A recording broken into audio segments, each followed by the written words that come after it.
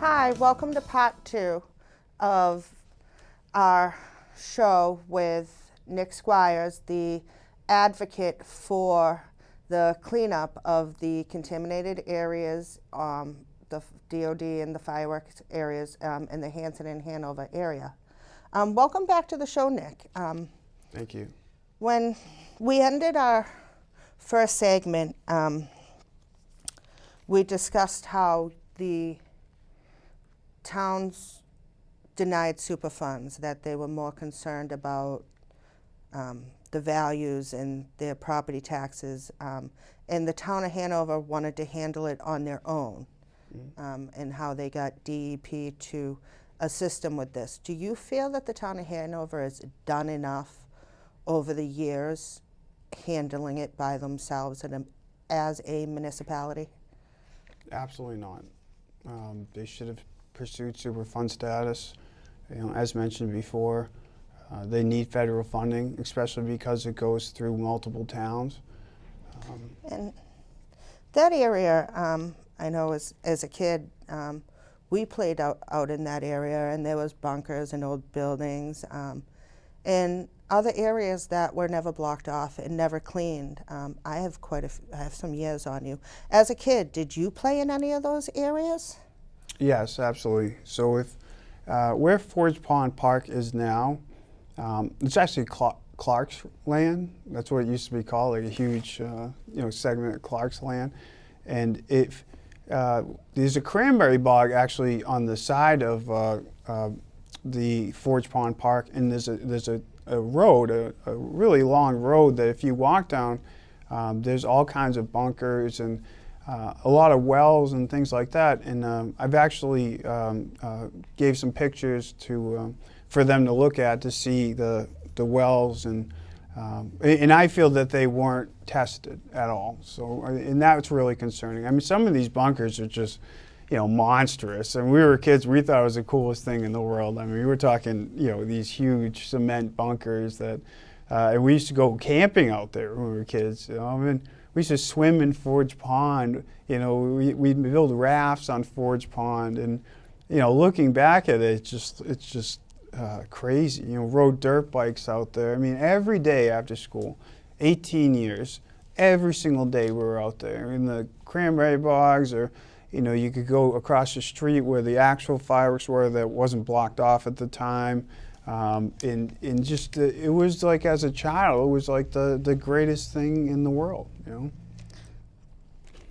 So in that area, so I've seen your maps on Facebook and social media, and your research, and on the webpage that is listed multiple times for more information for the viewers to see, and be able to reference all of this great information themselves. Does your research suggest that the contaminated site is much louder than the town of Hanover is actually admitting to? Absolutely. If you go to the town of Hanover's site, it will show a map of the fireworks. And if you look at the map of the fireworks, in all reality, based on the reports that I've seen, that's one of the things that really bothers me, is that it's not this little segment. I mean, this is all of West Hanover, and they use that as a dumping ground. I mean, granted, where Hanover, the map of the site they have is definitely the most concentrated pollution. However, I feel that it's spread far beyond that, and the exposure is far beyond that. Along with, if you look at the waterways that go through with Forge Pond and the rivers and the streams, and all the contaminants that seeped into the soil, I feel like it's monstrous. You have Forge Pond and Lily Pond and all the streams that come off of it, and I feel like anyone that lived near those areas, and in my actual research, anyone that lived near these ponds, the rate of brain cancer was astronomical. In those areas and the waterways, so when you talk about the different contaminants in the waterways and in the soil, do you feel that it may have left out of the communities of Hanson and Hanover through the underground water and the streams and the rivers, and that other communities should also be aware that. Yeah, absolutely. A lot of the stuff that was dumped there were heavy metals, and heavy metals tend to, sink to the bottom, and you have these streams that obviously the water is moving, but the heavy metals typically don't move downstream. They kind of they do a little bit, but they kind of just get, stuck there. But it's funny you mentioned that, because it all flows into the North River, and I was unaware of this till recently. And someone contacted me they were in like the North River. It was like a non-for-profit pollution something, and they reached out to me and said, hey, we think, and please don't quote me on this, I just off of my memory, we think that, some of the pollution in the North River is coming from this site. And I said, yeah, absolutely. And he wanted to, have conversations with me. But it has been so difficult the amount of messages that I'm getting, it's like just hundreds of I'm trying to keep up with it. So I know that the town of Hanover reached out to the Massachusetts Department of Public Health on your behalf and asked for help, but have you contacted them personally and asked them if they'd set up a roundtable where you'd be a part of it? They'd do the brunt of the work, but you'd still have a very big voice. No, not at this time. They have a meeting September 24th in the Hanover that I was planning to attend. I've actually heard that if you're not a resident of the town, that you can't really speak, so I'm hoping that they'll allow me to speak. I've never contacted the DEP, or is that what it's called, DEP, sorry? I know Hanover had the Department of Public Health coming out. I haven't followed much of the others. They've been pretty quiet. And my friend works for the EPA, and it was coincidentally he came to my office the other day. Goes, "Hey Nick, sorry, his wife worked for the EPA. My wife had this come across her desk, and she said, and I thought that was interesting that I've pushed it that far, which I think is great. I think it's great that I'm able to make people aware of just how bad the pollution is. No, it's a great cause, and I also feel that it's very important, and I'm extremely proud of you and your bravery and your courage to share your personal story and to fight this fight while still trying to care for yourself. Yeah. And you mentioned your first son, and you have identical twins now too. How old are they? They're 4 months old. Yeah. And what is it like being in remission, working full time, fighting the fight as an advocate, and trying to care for 3 small children at the same time? There's so many mixed feelings, but having 3 kids there's not a night that doesn't go by I don't think about my 3 sons. Not being able to raise them, you can only imagine the pain that causes. But every 6 months I have to go to an MRI, and the doctors say, they talk about regrowth, right? And they say that the reoccurrence rate is uniform, essentially meaning that it's coming back, they just don't know when. So every 6 months, I go on this MRI, and my last one was in July, and I come out of it with a new lease on life. Like every 6 months, I feel like I have this new lease on life. Like I'm celebrating. I go home and celebrate with my family. It's like, people say that live for the day, but I actually do. Because each day is just in having kids. It's just they're so beautiful, and I just love. I love being with them, but I try my best just to block it out. At this point, all I can do is hope for the best. I go to therapists to help me. I've been doing hypnotherapy, which there's a lot of research in how your mind can actually help cure disease. So it's really awesome. Like with this hypnotherapy, and they're helping me kind of, just get over that. And I felt a lot better lately doing that. So it's been a struggle. I mean, you haven't. I work in the full. Like I said, I'm full-time IT director and with eBay, and having 3 children. And my wife is an angel. I mean, I can't say enough good things about her. She helps me through it. My memory is just short-term memory is just it's wretched. I can't remember the smallest things. I just forget. But it's funny when it comes to computers, like nothing changed. Like I can just. So you just touched on you still have effects from the brain tumor. Mm-hmm.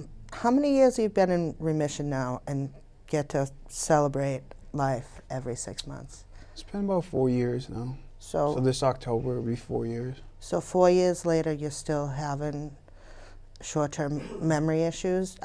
Yeah. So the short-term memory issues, there's the biggest side effect of radiation chemo is chronic fatigue. But they, I hate to say this, but I probably take more pills than a 90-year-old man. But they medicate you, and they try to fix those things. So I'm not like I don't. There's not just that, the chronic fatigue, and then if you read about it, it actually can change your personality a little bit. However, I haven't really had that. I mean, very, very small. But just coming up with words, I know right now, but ask my wife, I'll just say like, oh, where is, it's a spoon, I'll call it a fork or whatever, I've definitely had word difficulty. I'm always tired, so I have to take medication for that. Obviously anxiety from the thought of not being able to be there for my children. There's a lot of different factors involved when you have, such a serious disease. Understandably so. And in our last episode, we touched on how you didn't wish to go public, but you recently have, and you've been on social media. Are there others that have reached out to you that have had brain cancer and also grew up or live in the same area as you? Yeah, absolutely. So, like I stated before, is that I didn't want to go public because of the ramifications that it could have on the town. And I love Hanover. It's a wonderful town. I love growing up there. Great school system. I really enjoy it. But as I reached out through social media, and I said this before, is it started with say 10 or 14, and then it just became, it snowballed all the way up to 40. And what set me over the edge when I finally came out publicly was when my next door neighbor died of a GBM, and that just set me off, because after all those diagnosis, and I have some right here if you don't mind me. No, please share with us. Yes, sure. So and I won't go through every one, but these are some of the people that have messaged me on social media. So I just discussed my next door neighbor passed away from brain cancer. He was diagnosed a year ago, was dead in 6 months. And he was a good friend of mine. A friend of mine up the street is blind from their brain tumor. Another friend of mine currently has a brain tumor. I'm name block them out because I don't want to publicly, say that. But Briarwood Drive died of a brain tumor. Now these are all within this area. So another person said, I lived on Briarwood Drive. My father died of brain cancer. A bride of a died of brain tumor. Harvey Circle again right now died of brain tumor. Harvey Circle. So the same. And Harvey Circle is right next to Factory Pond. So I've noticed that anywhere near those waterways, there was of a cluster of cancer. And it's interesting that someone just messaged me, and she lived where my house was. She lived like 4 or 5 houses down. She goes, I can actually find it. She goes, oh my God, I have a brain tumor. it was just diagnosed. I live right down the street from you, and it literally was taken out the week before I published it. And she lived right down the street from me. Now, I didn't know this person. And then, it just goes on. I don't want to go through it. My sister died of brain cancer. My friend Julie Signorella died of brain cancer. One of my best friend's daughter now has 7 years old, has brain cancer. Where? My son was diagnosed with neuroeccentric brain tumor, so rare that only 7 people have it in the world. And I can just go. There's 40 different things. I don't want to run through all of them, but No, it's okay. You mentioned the 7-year-old. Is she also a resident of Hanover? she grew up on Tower Street, and actually, I've always tried to leave her out of the reports. We grew up together. Her name is Megan Benway. She's a great friend of mine. We grew up together on King Street, and we lived together. I mean, every day, my sister were friends. We lived on King Street.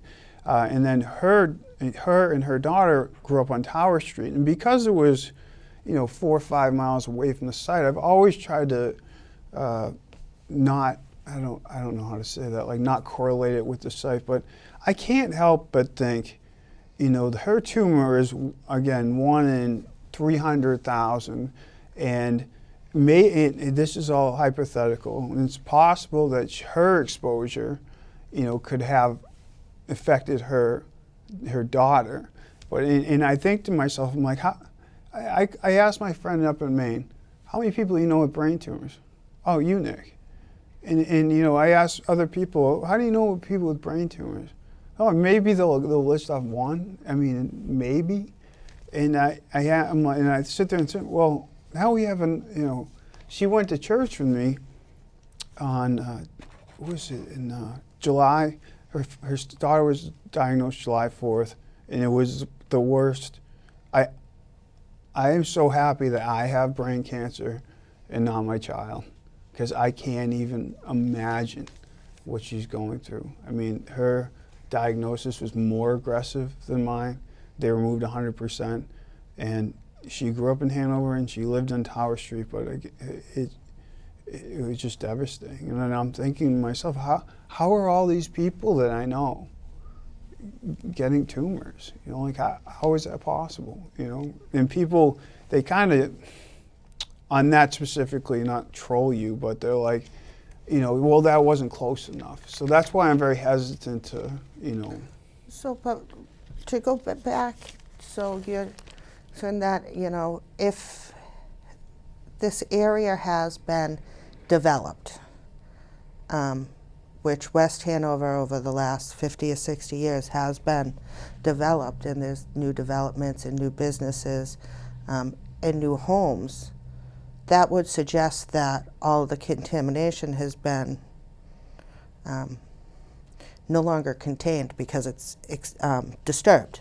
The contamination has all been disturbed.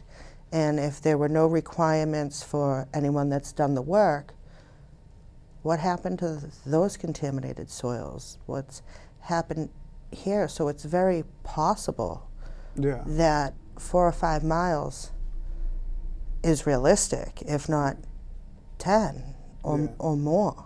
Yeah, and I absolutely agree with you. I think that the exposure goes far beyond, just the site itself. And have you tried to raise the concern with the town of Hanover that the contamination is much larger than they're willing to admit to?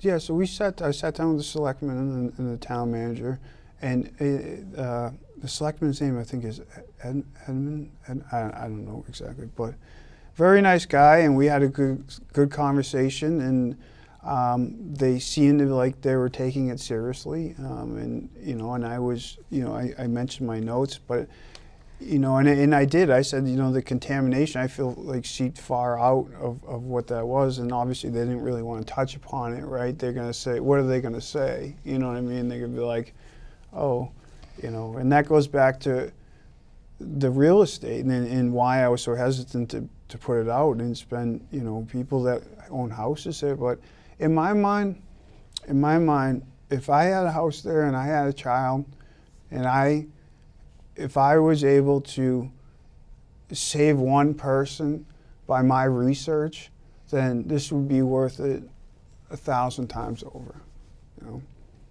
I agree, and you talk about those owning a home, but when I read your story and I look into your research, I think about those that have grandchildren visit, that host family barbecues. How much exposure does it take for one down the road where it's slow progressing, that we're going to see more cases? So the cancer typically would take like anywhere from 10 to 50 years. So that's one of the biggest issues they have with cancer clusters, is because people move. So one thing that was great about Facebook is I took all the people that moved and I was able to get them all. And you can read any study, it says cancer clusters, you can't find, everyone moves around. So I'm sorry, I forgot the point I was trying to get at. What were you saying? That's okay. We were talking about the cancer clusters, Yeah. And the length of time it takes and how difficult it is for the cancer to actually be tracked and the exposure that potentially could be taken now while the municipalities slow going to clean up, to put it kindly. You brought up a great point that I was thinking of. Is a lot of the people that I found were good friends of mine and people that actually didn't live in the area but frequented the area, that we all hang out in the woods. And that to me it actually scares me more. A perfect case, Rachel Laurie, who's a friend of mine, she didn't live in the area, but one of her best friends was in the area. And she's now 20-year brain cancer survivor. God bless her. And Julie Signorella, she died in high school, and her friends lived in that area. That scares me more than anything. Like we all as kids played out in the woods, and just that small exposure, it's not small because we were there all the time, but they didn't live there. They didn't live in that area, so that was obviously a big concern of mine. And I'm sure that the kids today still sneak out into that area. So it should still be very concerning. Do you feel as if the municipalities are finally ready to own up to their prior boards and to do the right thing, to put public health first versus putting property value and real estate ahead? Because let's face it, if we all have brain cancer, it doesn't matter how much your property value is, does it? Yeah. No, I don't think the town's going to sweep up under the rug. They've done it for 20 years. My hope is that people become outraged enough that they'll speak up. But in all reality, I don't think they have their phase 3 that they're going through, and that's the cleanup. But they're only limited to this one small area. And I think the cost was like $200 million or something like that. And in my mind, we're talking billions of dollars to truly, dredge out that pond. So no, I don't think they'll live up to that. Do you think that if you reached out to the federal government, that they'd come in and test and take over? Yeah, and that's one of my, being an advocate for this is reach out to Elizabeth Warren, Ed Markey, reach out to, our senators and representatives. And I think if you get enough, attention, that can happen. I know that we're getting ready to near another episode. I want to touch back on to the team that cared for you. Mm-hmm. And continue to care for you. How do you feel about the team that cared for you? I think of them was angels. I don't know of any other word. And Dr. Golby, who did the resection, she coincidentally was just on a commercial, and I saw her on TV, and I go, "Oh, that's my doctor." And I remember writing a letter to her, and I feel like that what I'm doing now is being an activist is fulfilling my letter to her. So if you don't mind, I can read it out. No, please share with us. So I said, Dr. Golby, every time I would try to write you a note, I could never find the words to express my gratitude. How can I possibly thank someone for saving my life? There is no simple answer. It took me several weeks to discuss my surgery with anyone without getting emotional. Not because of any pain, but how much I was touched by what you and your team have done. It is something that will stay with me forever. You truly are an angel. What you do each day is a gift, even though the choices you make are extremely difficult. I thought to work with computers was demanding. I can only imagine having the human dynamic involved. Had I died on that operating table, I would hold no ill will because I know you take great pains at doing your absolute best. In a strange way, my tumor was the greatest thing that ever happened to me. I now know the difference between living each day and loving each day. It's funny how we guide through life forgetting what's important. Love, memories, friends, and family. All the medical advances, and we don't even understand consciousness. I think it is whatever we make it to be. And after the surgery, a month after, if you were to even talk to me about it, I would just break down. I had PTSD. And it's funny how your mind blanks it all.